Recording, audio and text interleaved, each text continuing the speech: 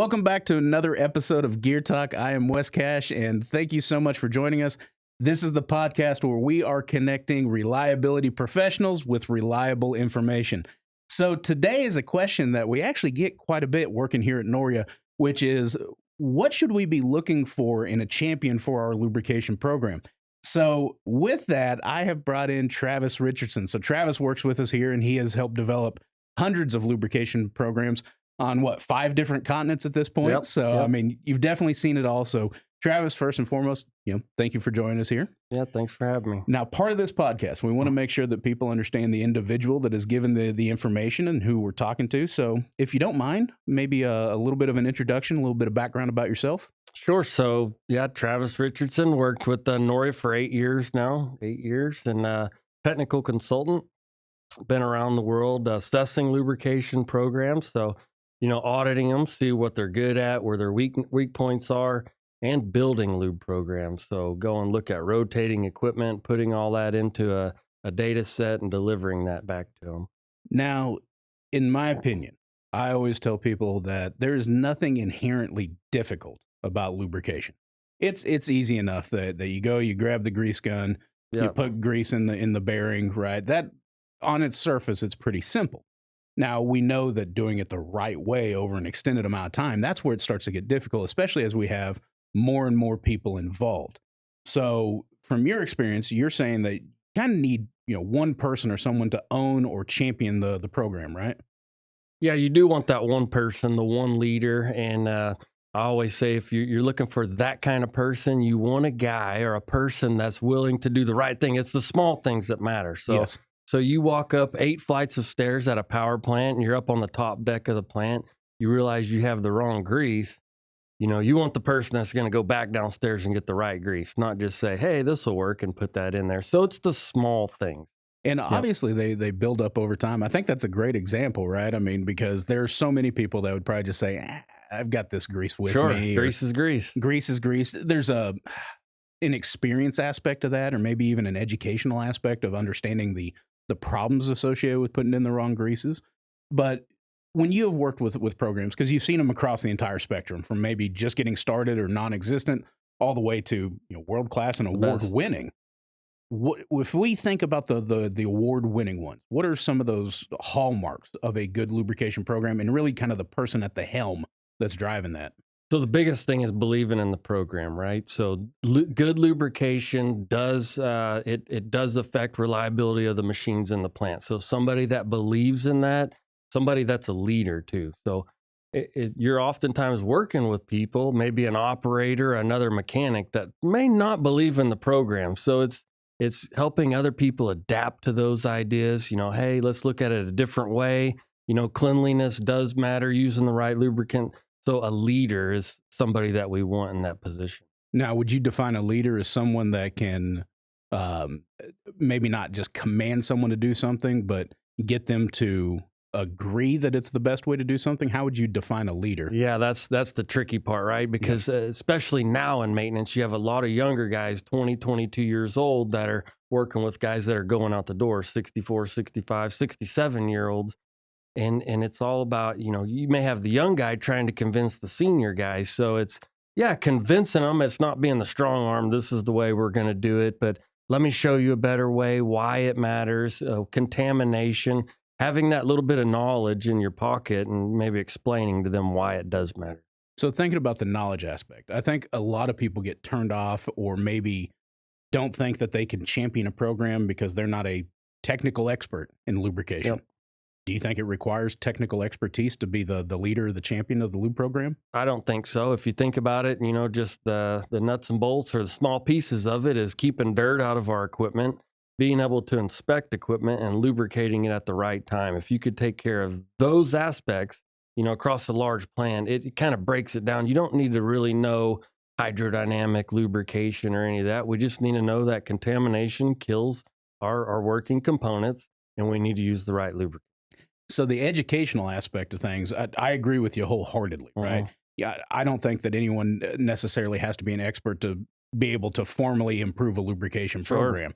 There's that aspect of, all right, inevitably, you're going to go to that person that you've talked about that is stuck in their ways, doesn't see the need to change, you probably have to have just that little nugget of knowledge to say, here's why it's important. This is the whole goal, right? With my son, anytime I tell him to do something, it's usually why. Why? Right? So you have to be able to answer the why questions. You have to have that background with you, right? So so while you may not need to explain it all day, every day to different people throughout the plant, you do need to have that, what is viscosity? Why is it important to use a 460 grease in this bearing and not a 150 grease, right? Yeah. So you do have to have that knowledge. Yes. What makes this oil different than that oil? No, EP additives. They're both 220s. Surely they'll both work, right? I mean, exactly. Or it's a big system. A little bit of the wrong oil won't make a difference, right? It's small things. And I like to think that there is no one out there maliciously causing damage to the machine. I think it's mostly done out of ignorance is probably too hard of a word. Things we've done in the past. Things we've done in the past. This is the way we've always done it. This is what we have available. Mm-hmm. These are the tools that I have to use. I use this oil jug because that's what I have. Yeah. We're not really going to go out of our way to change that. And that's why I say this leader, this lube champion, is that, hey, let's find a better way. A fillable and refillable container might only cost $30, $50. Let's go buy that, where the normal guy's just going to use what he has. Yeah, gas can, Gatorade bottles, something that's convenient. Galvanized jugs. Exactly. I usually tell people in my training classes, because they're there to help improve their lubrication programs. And they say, how can I find that guy? Like, who should it be? Should it be someone that is in a management position? And it may not be someone that's in a management position. It may be frontline staff that is the lube champion. Yeah. But there are those certain hallmarks, the willingness or the drive to do the right things, even when no one's looking. I was told that the definition of culture is, what do people do when no one's looking? That's what the culture is. Yep. So you have to have someone that has that culture of reliability about them. And you probably need to have someone, I always joke with this, but that little bit of OCD of everything being in the right place, kind of being clean. I've walked through, different shops, and you see this workbench or this workstation over here is just completely cluttered with stuff, probably very busy, but things just kind of get set down. And then you see this one over here where, I don't know, maybe they have the foam inserts in all the drawers of the toolbox where every tool goes, everything's wiped down. That's kind of where I gravitate towards, like, this is the type of individual that's probably like a really good lube champ. That's the guy. So as I go around doing these audits, I was at a plant a couple weeks ago, and I looked at 3 different lube rooms. Okay. One lube room. All ran by someone else, I guess? All ran by 3 individual people. So 3 separate people. Okay. So I went into one lube room, and it's okay. It just has your normal stuff. Everything's there. It was clean. It was somewhat tidy. I went into another one. You could tell the guy didn't spend any time in there. He just threw the stuff in there and walked away. And I went into the one. Same old equipment, same old jugs. Everything's labeled. Everything's in a row. The trash bag's tied around the trash can. And it's not overflowing. Everything had its own spot, had its own place. A lot of writing on the whiteboard up there. This is what I've done for the week. A little bit OCD, like you said. Yeah. And I told the guy I was on site with, hey, this is your guy. This is the lube champ. I mean, he's got structure in his day-to-day activities with what he's written down, and the lube room's clean, tidied. Everything had its own place. And now he may not be, formally in charge of the lubrication program, but that's the person that you want other people to mirror or follow. Boots on the ground. You talked about this a minute ago. Should it be a manager? Should it be someone on the floor level? I like one of each. Okay. So somebody on the floor level to own it. And it's not always easy for those folks to have access to a P card to go buy a new grease gun, get different pieces of equipment. So you need that manager champion as well. A sponsor, sponsorship, you're right. It's the resource aspect of things. Exactly. If you leave just the guy on the floor as the champion, it's hard for him to do. Probably leads frustration. It gets frustrated, gets burnt out, right? It doesn't last long. It may be good for a while, but eventually he's just going to burn out. Yeah, I think probably one of the quickest ways that you could upset someone is to give them a lot of responsibility of saying, we need to do better in X, Y, and Z, and you're in charge of that, but then giving them no authority or no resources to actually enact to that make it change. happen. So, yeah, you're probably right? So you've got kind of like a frontline lube champion, which is boots on the ground in the plant doing the work, and then you have to have that support mechanism. And they probably need to be in tandem, right? They probably need to have the same vision, because I could imagine if the frontline lube champion has a different vision for what good looks like or what they should be doing than what the manager looks like, then it becomes another struggle for resources or competing ideas or priorities. Exactly. Yeah, so you want those two to think alike, and you want them to work well together too, because we're going to need more money for this program. We're going to need more tools, possibly more equipment, more training, and you want that sponsor to work together with this guy and realize, hey, this guy's doing a great job. We know what he's doing, because he's going to take that to management and ask for more money, more resources, more training. So you definitely want two guys that are working together and not really opposed to working together. It always fascinates me because we teach very technical topics with lubrication. You mentioned hydrodynamic films, elastohydrodynamic films. There's all sorts of chemical reactions that are going in, all sorts of technologies to measure things to make sure they're going right. But it always boils down to the cultural aspect and the behavioral aspect of the individual.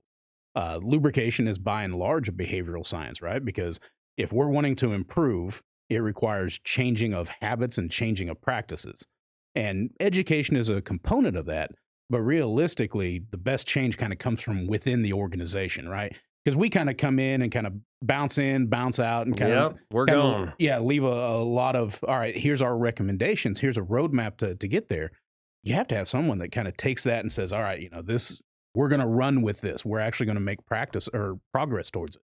Yeah. So leaving a program behind, we've done this often. Like you said, we go in, we give them what they need, we give them the map. We need somebody to get in the car and start driving. Yeah. And that is the hardest part, finding someone that's willing to take that on. It's not easy, right? So we build out a nice lube program, or they build it themselves.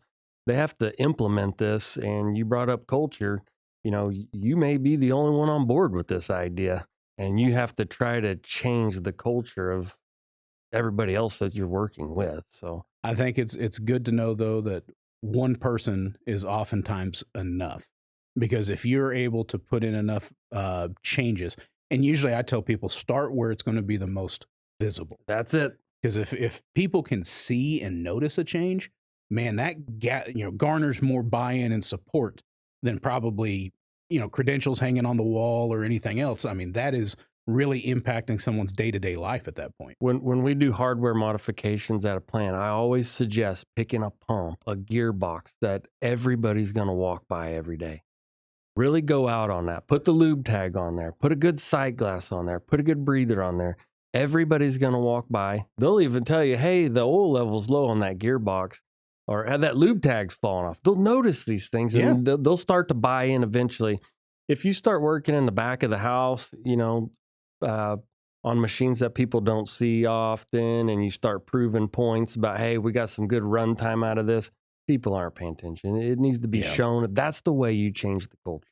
I know back in my construction background, we did a lot of buildings that had basements. And of course, you start in the basement and you work your way up.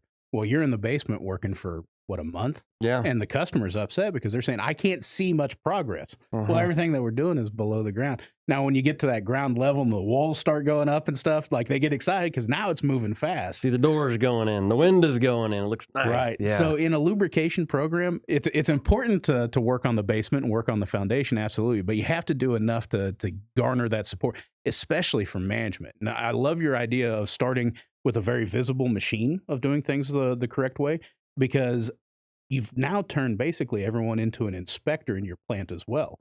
They're walking by, they've got a sight glass on there. They can see, is it good? Is it bad? Is it high? Is it low? And then if we said, well, if every machine was that way, people intuitively would be able to tell us if there's an issue that's coming up. Exactly. Plant managers walking by, everybody's seeing this, so it's really good. Also, critical equipment, right? So if we're going to look at numbers and talk about cost savings, cost avoidance with preventing the downtime, we want to start on something big. Once again, something critical, something that's noticeable, something we can get good metrics on and really show to people like, hey, look at the money we're saving. Look at all these case studies we have, Wes. That just proves the point right there. I'll tell you, with the Lube Champ, right? If they're looking for a place to start, and we probably have champions listening in on this podcast right now. So starting where it's visible, or starting where it's most critical, or if there has been like a recurring problem that has become kind of the white noise. It's always going to fail in 6 weeks or something like that. Even if you corrected something like that based upon even small changes like you're talking about, man, you want to talk about big wins and like winning support. The best way to win support, in my opinion, is to remove the thorn from the side of someone else. Exactly. So if you can do that, if this mechanic is, we've done it this way forever, it's just what's going to do, and you can actually extend the life of that machine or make it easier for them to do their jobs, man, there's a lot of support that's garnered. We've all been in that plant, and you've taught many classes for many years now. Yeah. And there's usually one person that pushes back, or they might not be fully bought in. But you get to talking, maybe during a lunch break, you hear that person just has this one frustrating issue. Sure. Everybody's talking about this one issue. That is one great way to get the buy-in. You address his problem. Yeah. You know, let's fix that with the lubricant change. Let's fix that with better quick connects. Whatever it is, let's address the problem. That's a great way to buy in. I've often had that. Mm-hmm. Or even everybody in the room knows of this one thorn, and they all attack it, and it's like, oh, victory. Now I'm starting to believe in this stuff. Yeah, well, now we've got everyone on the same page. The Lube champion needs to have a pretty focused vision on what the end goal should be. Because in my opinion, if you just say that we're going to make things better, that's a pretty generic and vague statement. Yep.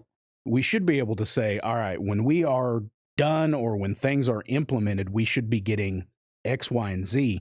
They say that vision is one of the most desirable traits of a leader, right? If they can say, this is where we're going, and have the confidence, that garners a lot more buy-in from the remaining group as well. Yeah, just to be good is not, like you said, that's not really a goal. You know, It's we nebulous, want to improve our program. What do we want? During our audits, we audit people on best practice, world-class lubrication. I always tell people, 100 is absolutely perfect. You may not want to beat 100. You may, at the end of the year, want to be to this 40, one of this 50. What are your goals? What are you going to attack this year? Have those goals set into place. We're going to make sure we're using the right lubricant and everything, have everything tagged. That's this year's goals. Have another goal for next year. You need to have a finish line, and you can't keep moving the target to just kind of on what good is. You need to have call that moving the goalpost. Moving right? the goalpost, yeah. You got to have something and really attack that. And realistically, if we have someone that has a well thought out plan and it's just lacking implementation, usually the biggest hiccups of this is resources, right? It's what time, manpower, and money, right? Are usually the three big takeaways with that.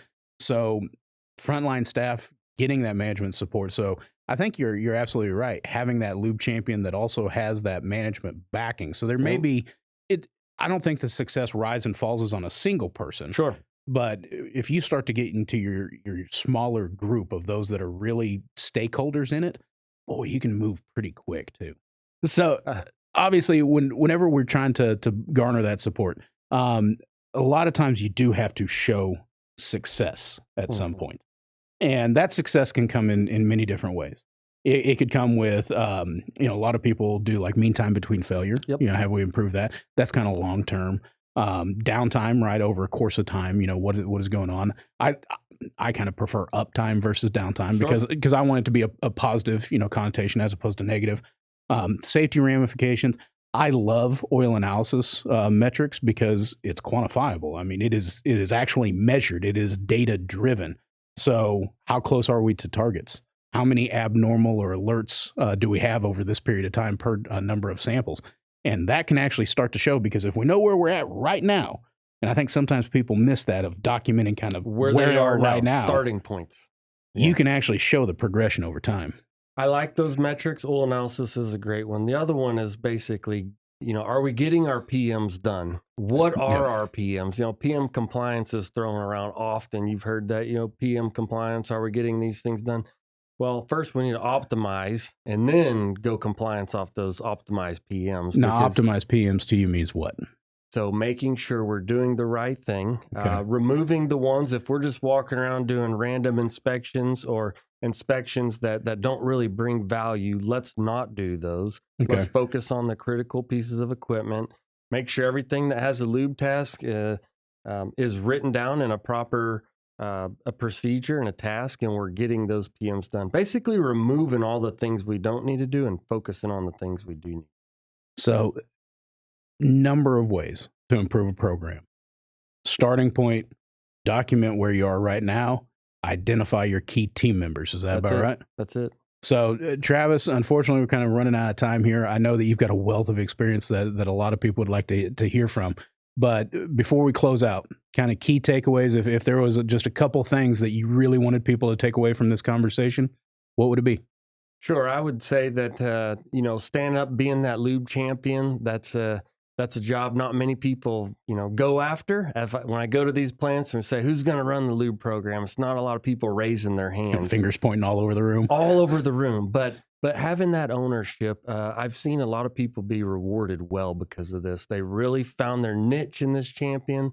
They've really run the program. So it's a great opportunity if you at your plant can step up and be that lube champion, or if you're starting a program and they need one, raise your hand for it.